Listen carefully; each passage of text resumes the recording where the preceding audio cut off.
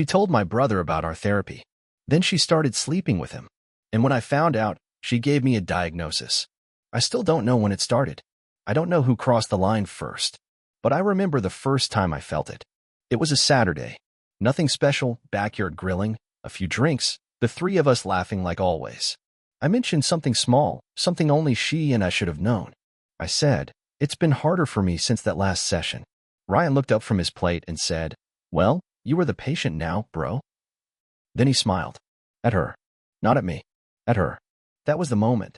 Not when they touched. Not when they lied. When he said something he had no business knowing. I hadn't told him we were in couples therapy. Emily had made it clear what we discussed stayed between us. Safe space, she called it. Sacred. And I believed her. I actually believed she wanted to fix things. Now my brother's quoting her language back to me, the exact phrases she used in our sessions. Trauma-linked pattern recognition. Emotional projection. Reactive defense response. And she just sat there. Didn't flinch. Didn't deny. Didn't even meet my eyes. The tension didn't snap. It settled, like dust on glass. You don't see it right away, but it's there. And once you do, it never disappears. That night, after Ryan left, I stood by the sink rinsing dishes while Emily dried them. It was quiet, too quiet for a house that just hosted a backyard dinner.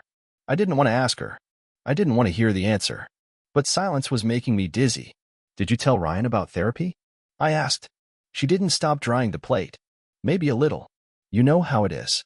He's your brother. I thought you'd be okay with it."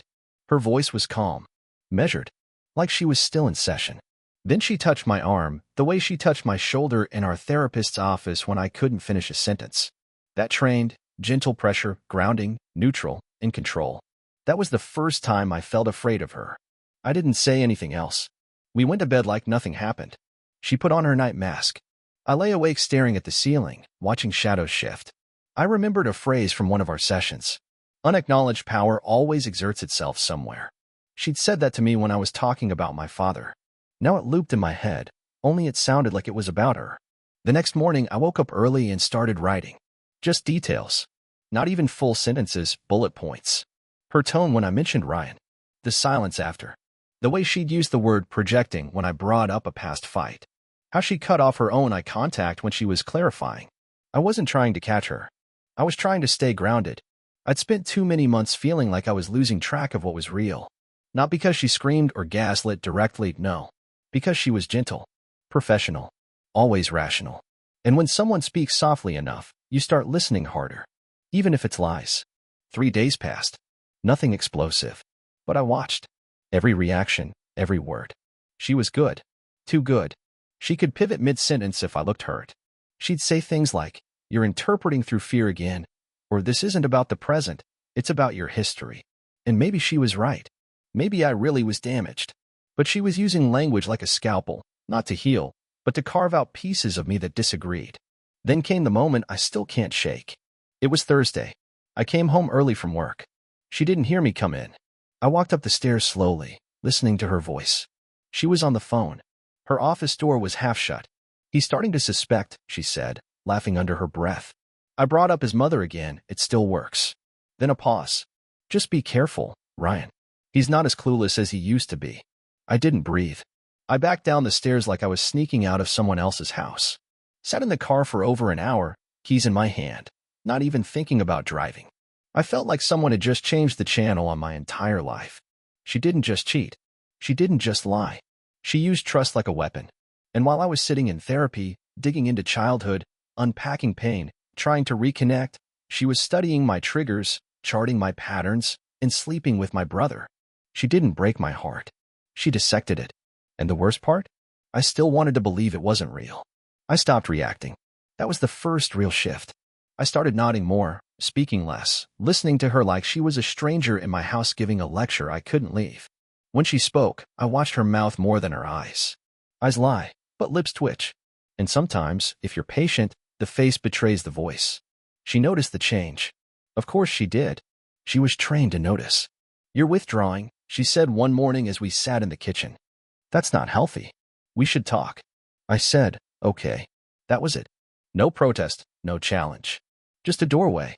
She wanted to lead. I let her. That night, I placed my phone behind the row of books on the dining room shelf and hit record. We ate pasta in silence. She asked if I was okay. I said, sure. She waited for me to elaborate. I didn't. She began talking about a new client, then about a paper she was reviewing, then about me. Casually, gently. You've been quieter, less present. It's okay. Avoidance is a form of self-protection. I said nothing. She reached across the table, touched my hand, and smiled. You know I'm here for you, right? I looked at her and wondered if she actually believed that. After dinner, I retrieved the phone, replayed the audio while sitting in the bathroom with the fan on. I listened to the cadence of her voice. Soft, neutral, designed to disarm. She didn't say anything overt. Nothing someone else would hear and call suspicious. But I knew her too well. I could hear her positioning. Not like a partner. Like a handler. Like she was waiting for the old me to snap, so she could label it. I bought a small audio recorder the next day. Something better than my phone. I hid it in the plan on the bookshelf in her office. I wasn't proud of that. But pride is the luxury of people who know they're not being played. Over the next week, I recorded 4 conversations. All of them small. Casual. But in each, there was one moment, one phrase, that hooked me. He doesn't understand context. We're getting close to the break.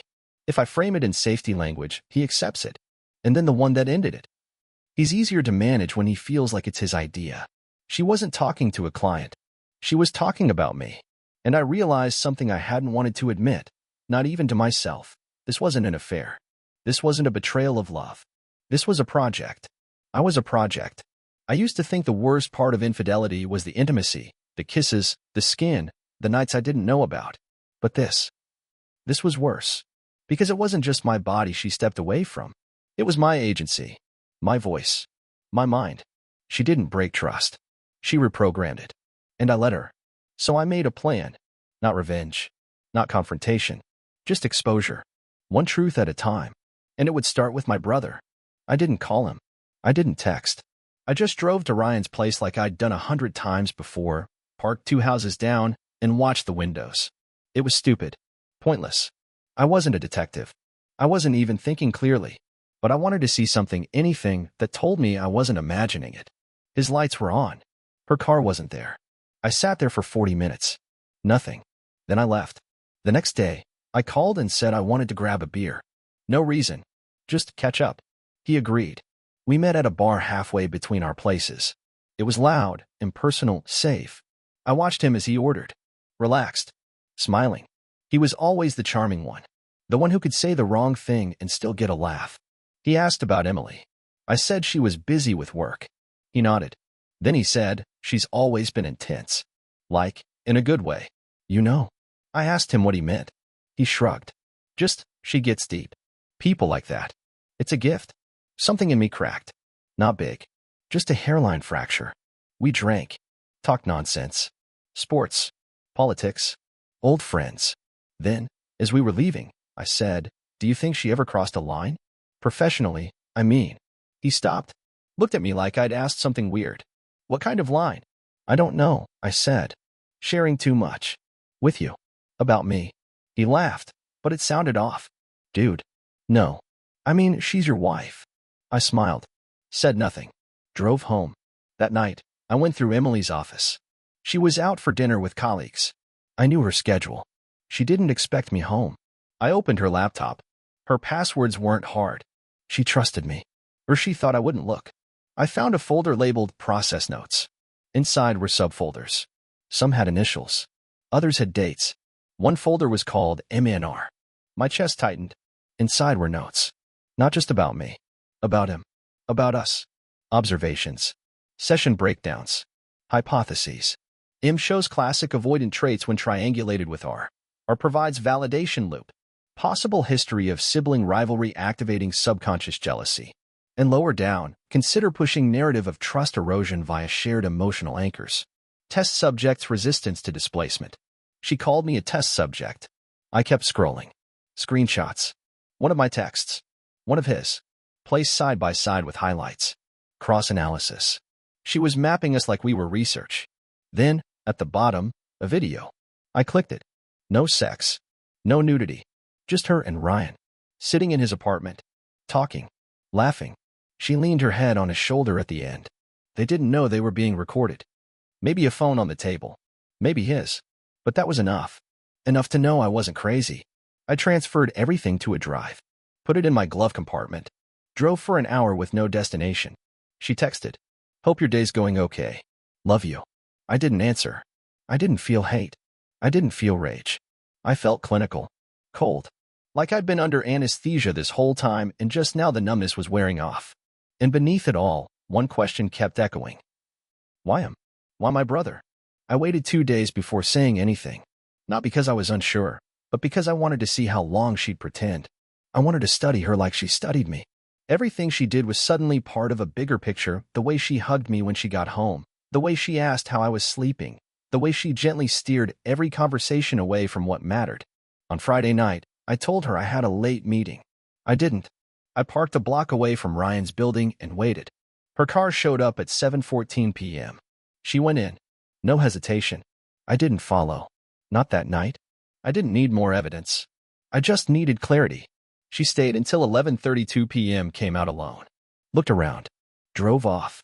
I stayed in the car another 15 minutes, gripping the wheel like it was the only thing keeping me from floating away. The next morning, she was making coffee like nothing happened, wearing one of my shirts, barefoot, her hair tied up, calm, casual. "You get home late?" she asked. "Yeah," I said. "Work ran over." She smiled. "You worked too hard." I didn't answer. I watched the coffee drip, thought about how many mornings started like this, and how many of them had been lies. I waited until the evening, until we were both home, until the silence between us stretched long enough to feel natural. "I saw you at Ryan's," I said. She froze, just for a second, but it was enough. Her face didn't fall. It sharpened, like a mask slipping into place. "I was dropping something off," she said. "He needed a book I borrowed." I didn't nod. I didn't blink. "You stayed 4 hours." She set down her wine glass, sat on the couch, crossed her legs. Clinical now, back in control. "Michael," she said softly, "you've been under a lot of stress. Your perception is being filtered through suspicion. You're interpreting normal interactions through a trauma lens. That's what we've been working on, remember?" I almost laughed. Almost. But instead, I said, "Did you sleep with him?" Silence. Then she said, "Does it matter what I say? You've already decided." I stared at her. At the woman I'd married. At the woman who could flip any truth inside out and make you feel guilty for believing your own eyes. "I have the notes," I said. "The ones on your laptop. The folder labeled MNR. The video." Her breath caught. Just for a moment. But again enough.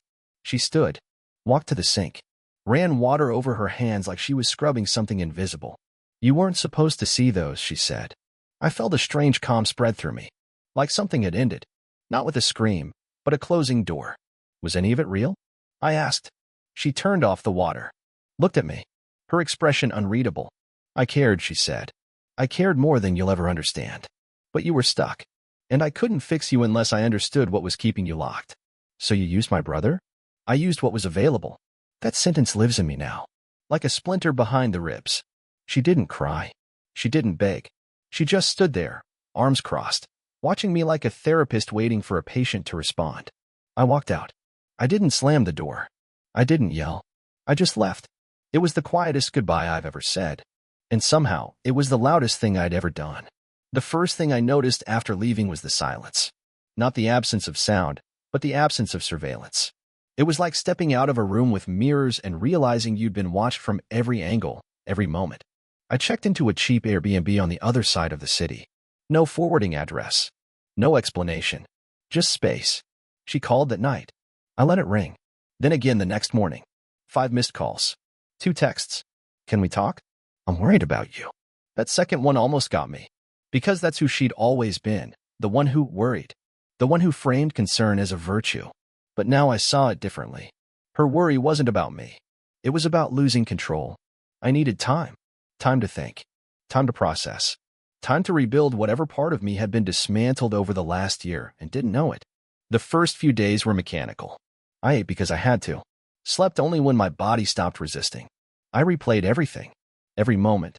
Every word. I kept hearing her voice. That soft, trained cadence. "You're interpreting through fear." No. I was interpreting through experience. Finally, I started writing again. Not notes this time, but full pages. I needed to get it out of my system. I started with the sessions. The way she would steer conversations. The way I felt stupid for asking simple things. The way I apologized for being upset. And then I wrote about Ryan. My brother. My blood. The guy who punched a hole in our basement wall when someone broke my heart at 16.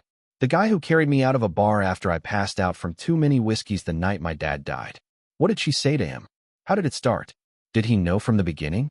Or did she ease him into it the way she eased me into believing I was the problem? Was he manipulated too? Or did he just not care? I needed to know. Not for revenge. Not for closure. Just for reality. Something solid to stand on. So I messaged him. We need to talk. Alone. He responded almost immediately. When?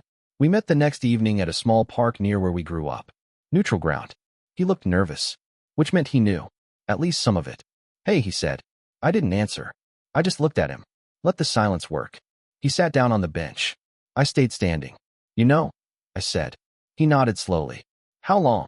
He rubbed the back of his neck. It wasn't like a thing. At first. She said you were shutting down. That you weren't talking to her. That she was scared you'd relapse into the stuff from before. What stuff? He paused. The depression. The panic. She made it sound like you were disappearing. And she was scared. She always sounded scared. He looked up at me. I didn't plan on anything happening. But she understood things. About us. Our family. She made it feel like it was part of helping you. That broke something. Not because he lied. But because he believed it. You thought screwing my wife was helping me? He stood. No. I didn't think. That's the problem. She made me feel like I was part of something bigger. Like you were the one breaking, and we were holding the pieces. And all the while you were the one with your hands in my life. My home. My mind. He didn't respond. Just looked away. I found the notes, I said. I found everything. His face changed. Not guilt. Not fear. Just sadness. Like he finally realized what he'd been part of. I didn't read them, he said. She asked me not to. She asked you to betray me. He looked at me. And for the first time, he didn't have a comeback. No charm. No sarcasm. Just silence. I need you to stay away, I said. From her. From me. He nodded. Slowly. Okay. I turned and walked away. No drama. No shouting. Just distance. I didn't feel victorious. I felt free. Back at the Airbnb, I started going through the files again. The recordings. The screenshots. I wasn't looking for more proof. I was looking for patterns. How she built the illusion. How she guided me into silence. How she reframed my grief into guilt. She was methodical. Brilliant. Cold. And I saw something I hadn't seen before. She had plans. Future documents. Projections. If Michael disconnects entirely, fallback narrative, mental health decline, avoid confrontation, suggest inpatient evaluation. She was preparing for this. Preparing for my reaction. My resistance. My escape. But I'd beaten her to it. For the first time since this began, I was ahead. And I wasn't going back. She sent one more message that night. I'm sorry. You're not well. Please come home. I blocked the number. The next morning, I booked a longer stay. Then opened a new document on my laptop. I titled it, Exit Plan. It wouldn't be about leaving the marriage. It would be about reclaiming the story. I didn't tell anyone where I was. I didn't answer calls. I didn't post online. For 2 weeks, I lived like I didn't exist. The Airbnb was bland, gray walls, a chipped kitchen table, a bed that creaked every time I breathed, but it was mine. And more importantly, it was invisible. I changed my number. I deleted old emails. I opened a new bank account. Cash only.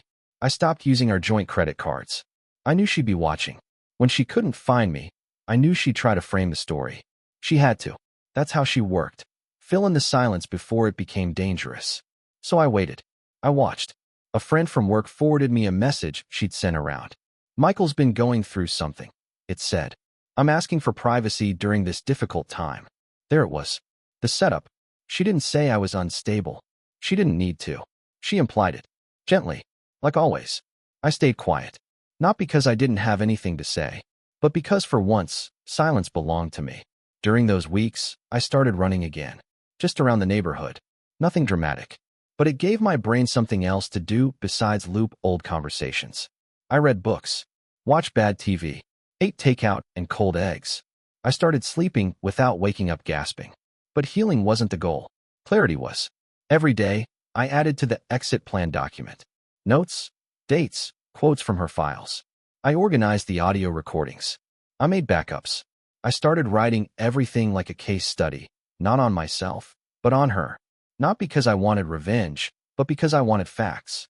Something I could hold. I thought about the future. Not just leaving her, but what would come after. Who I would be when I wasn't being managed, reframed, redirected. Who I was without her voice shaping mine. I thought about my mother. I hadn't in a long time. Emily had always framed my relationship with her as the source of my distrust. She controlled your emotional vocabulary, Emily once said. She taught you to be suspicious of care. Maybe, but Emily taught me something else. That love can look exactly like control if it's packaged the right way. That trust can be turned into a leash. That soft voices can still build cages.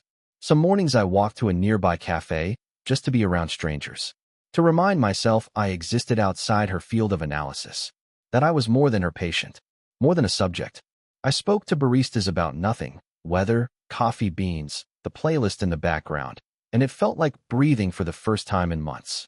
I'd stare at couples walking by and wonder how many of them were pretending. How many of them were trapped. How many of them were holding hands with someone who was quietly rewriting their reality. Then, about 10 days in, I received a manila envelope. No return address. Just a single flash drive inside. And a note. You deserve to know everything. I'm sorry, Ryan. My hands went cold. I plugged it into my laptop and opened the only file on it, a 27-minute audio recording. It was a conversation between him and Emily. Recent. Clear. Maybe even recorded the night I confronted her. She talked about me like a project. He's unraveling slowly, but if we stay steady, he'll eventually reset. Then laughter. Hers. Ryan sounded uneasy. Are we sure this is the right way to handle it? Her voice turned sharp. You're getting sentimental again. That's not helpful. A pause. Then she said, if this leaks, it'll destroy his credibility. He has no one now. No leverage. I've kept the narrative clean. If he tries anything, we frame it as a breakdown. He's isolated. It's over. It wasn't rage I felt. It was confirmation. I saved the file in 5 places. Sent it to myself, twice. Burned a copy to a disk. Labeled it with her handwriting. Session prep. Then I sat on the floor for an hour. Not thinking. Just breathing. I thought about the years before all this. Our wedding. Our early days. Her telling me she'd never been seen the way I saw her. Her crying in the middle of the night after a nightmare. Telling me I made her feel safe. How much of it was real? How much of it was preparation? I remembered the first time she told me she loved me. It was after I admitted something I'd never said aloud before, that I was terrified of being a burden. That my biggest fear wasn't loneliness, but being too much for someone to carry. She kissed me then. Told me I was light. Now I wonder if she saw that fear as an opening. As a tool. After that hour on the floor, I stood up, made coffee, and rewrote the final section of the exit plan. I didn't just want out. I wanted to be seen again. On my terms. In my voice. Without the edits. It was time to stop hiding. It was time to walk back into the world on my terms. I didn't go back home. Not yet. The plan wasn't about returning to the wreckage. It was about stepping through it. Calmly, surgically, without giving her the emotional fireworks she'd trained me to deliver. I wouldn't storm in. I wouldn't yell. I wouldn't give her the satisfaction of framing me as unstable.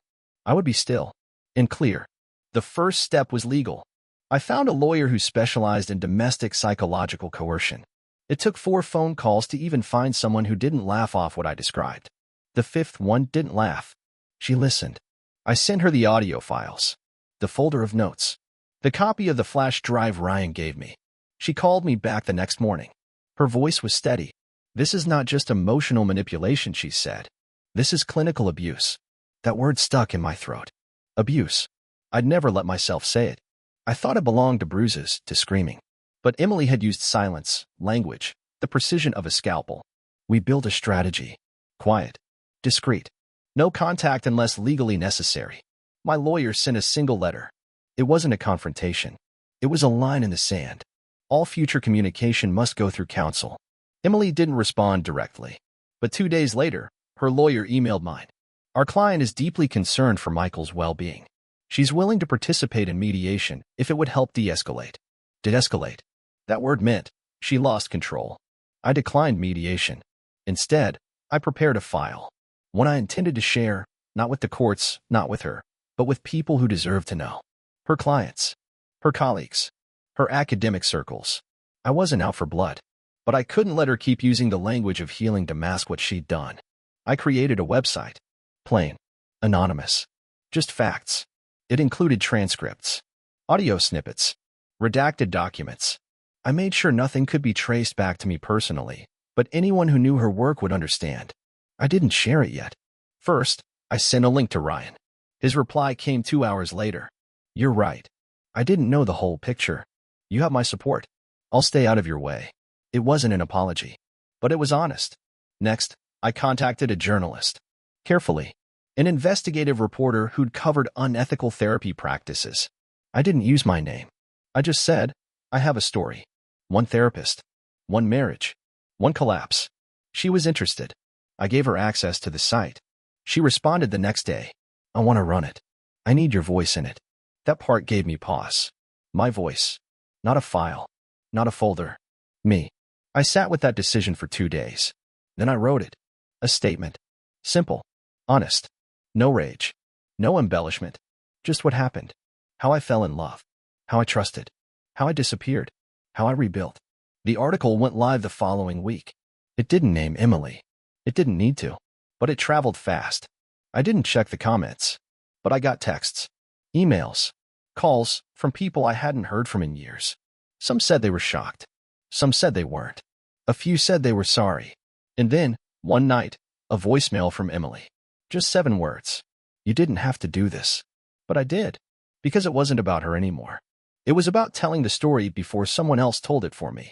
She stopped calling. The silence was louder than any of her carefully chosen phrases.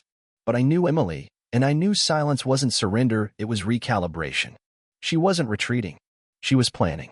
I anticipated the next move. She would try to salvage what she could, reposition herself as the wounded one, redirect the story. I knew that playbook too well.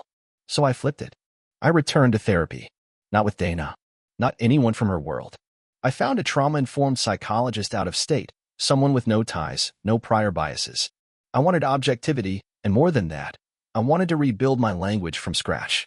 In our first session, I said, I don't know where I end and she begins. My therapist nodded. Then we start by drawing a line. That was the work now.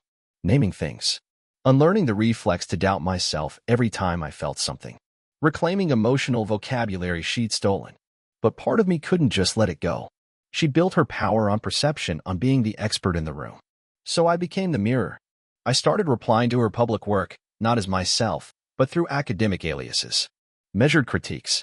Questions beneath her articles. An anonymous blog post titled, When Therapy Becomes Control. It gained traction in her field. Quietly. I saw her name come up in ethics discussions. I saw colleagues of hers start distancing. I wasn't destroying her. I was dismantling the pedestal. I wasn't interested in revenge. I was interested in accuracy. Then came the conference. Emily was scheduled to speak on restorative practice and high-conflict relationships. A panel event. Public. Streamed. I registered anonymously. The day arrived.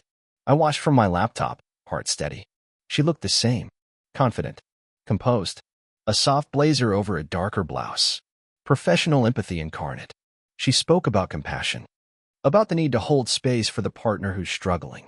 About how projection can erode safety. I'd heard it all before, in our kitchen, in our bedroom, in the therapy chair she'd set between us like a weapon.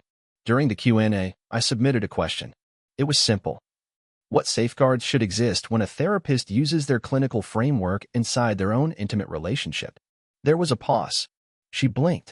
The moderator read it again. She smiled. But it wasn't real. Her voice caught on the first word. Well, that would, of course, be an unethical overlap. Someone on the panel cleared their throat. She continued, slower now. Ideally, a therapist wouldn't blur those lines. But in reality, when emotions are involved, it can be difficult to separate clinical insight from personal judgment. It was the first time I'd ever seen her speak without control. She didn't know who asked the question. She just knew someone did. After the stream ended, I closed the laptop and went outside. The sun was low. The street was quiet. I wasn't triumphant. I wasn't broken. I was still. I'd finally stepped out of her narrative and written my own. But there was still one more piece to finish. The part she never expected me to reclaim. My voice, in front of people who'd been watching the wrong version of me for far too long. The moment I decided to speak in public, I knew it wasn't about Emily anymore. It was about every person who's ever walked out of a relationship unsure if they were the villain or the survivor. Every person who sat across from someone they loved and felt like they were being quietly rewritten, one conversation at a time. A podcast invited me to share my story. Not a gossip show, not a viral drama series, a long-form psychology platform. Respectful, nuanced. I said yes. The recording was held in a small studio in Chicago. I took the train in, sat quietly in the lobby while they prepped. I kept going over the opening lines in my head. Not bitter, not broken, just honest. They asked me to start wherever felt natural. I said, I used to think love was about who you trusted most. Now I think it's about who you believe yourself around. And then I told it all. No theatrics. No dragging names through the mud. I spoke about power, language, patterns. About how emotional control isn't always violent. Sometimes it's quiet, clinical, dressed in kindness. They let me speak without interruption. When the episode aired, it didn't explode. It unfolded. Emails came in slowly. Stories. Confessions. Quiet thank yous from listeners who didn't know how to describe what they'd been through until they heard it out loud. Therapists reached out. A few said they'd changed how they approached dual relationships. One wrote, "We're not immune to using our tools destructively." A month later, I was invited to a panel myself. Not as a victim. Not even as a case study. As a speaker.